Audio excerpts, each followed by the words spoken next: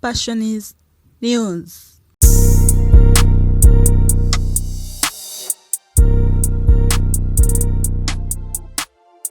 Michael Tesfay akaba ari n'umukunzi wa Miss Rwanda 2020 Nishimwe Naomi.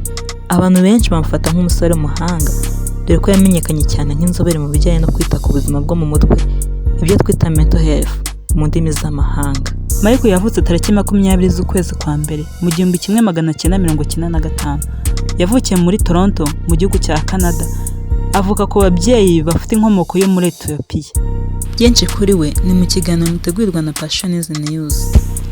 Ndagusuje cyane kandi ngushimira aho ufata umwanya ugatega amatwi ibiganiro byacu. Iyi ni Passionis News.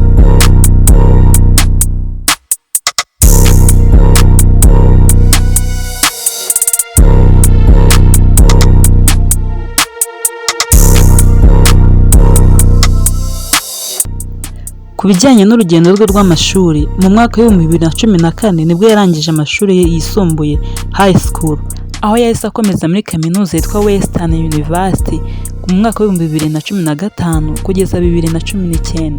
Hano yakomereje mu masomo yitwa Environmental and Health Major, Health Science Minor ndetse na Health Geography. Ni kaminuza yizemo imyaka 4 iherereye muri London muri Ontario mu gihugu cya Canada. Ni mu gihe mu mwaka wa 2020 yagiye gukomeza masters muri University of Edinburgh. Hano ho yigaga ibijyanye na Global Health Policy.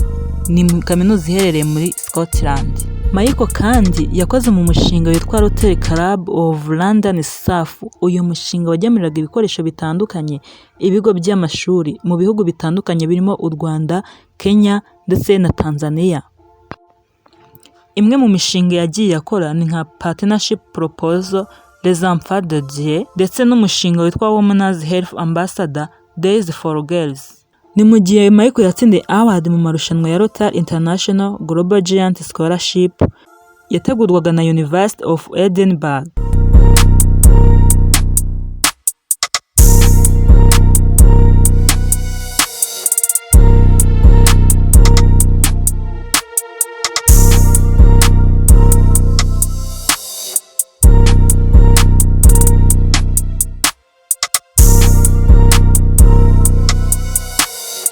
Michael arangije kwiga masters yagiye azenguruka ibihugu bitandukanye byo ku isi, aho yari kumwe na timu ye bagenda biga ku mico itandukanye y'ibihugu bitandukanye. Ubu ni nabwo rero yagije kujya hano mu gihugu cy'u Rwanda. Hano Michael yahise yinjira muri club yitwa Rotary Club of Kigali Virunga ikora ku bijyanye n'ubuzima bwo mu mutwe muri gahunda bise Mental Health Line for Rwandans. Hano kandi Michael yatangiye kwitabira amarushanwa atandukanye, aho muri November 2021 yabaye umuyobozi mukuru wa kampani yitwa Biscotap, ndetse kandi mu kwezi kwa gatanu 2021 aba umuyobozi mukuru wa kampani yitwa Let's Reason. Izi kampani zose ni kampani abereye CEO ziherereye mu mujyi wa Kigali hano mu Rwanda.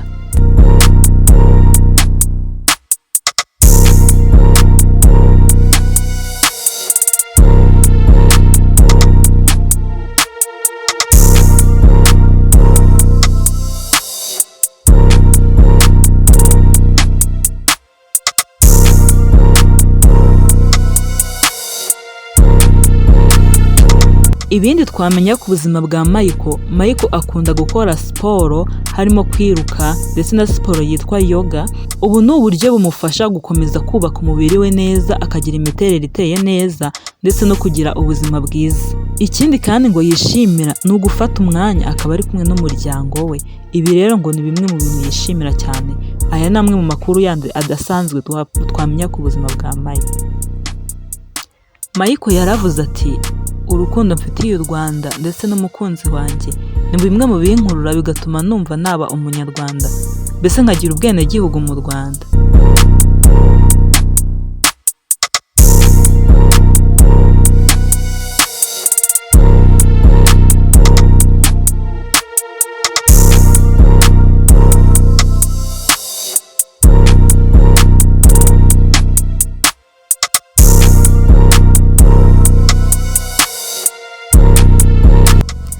Ngibyo ibyaranze ubuzima bwa Michael Tesfay, umusore witegura kurushinga n'umukunzi we Miss Rwanda 2020 nishimwe nawo. Mwakoze cyane kubana natwe, dushimira byimazeyo mwebwe mwafashe umwanya ndetse mufata umwanya mugatega ibiganiro byacu amatwi, kandi tubashimira kuba mwarakoze subscribe. Niba ari ubwa mbere wumvise iki kiganiro, turagusaba gukora subscribe kugira ngo uzajye ubasha gutega amatwi ibiganiro bikurikira.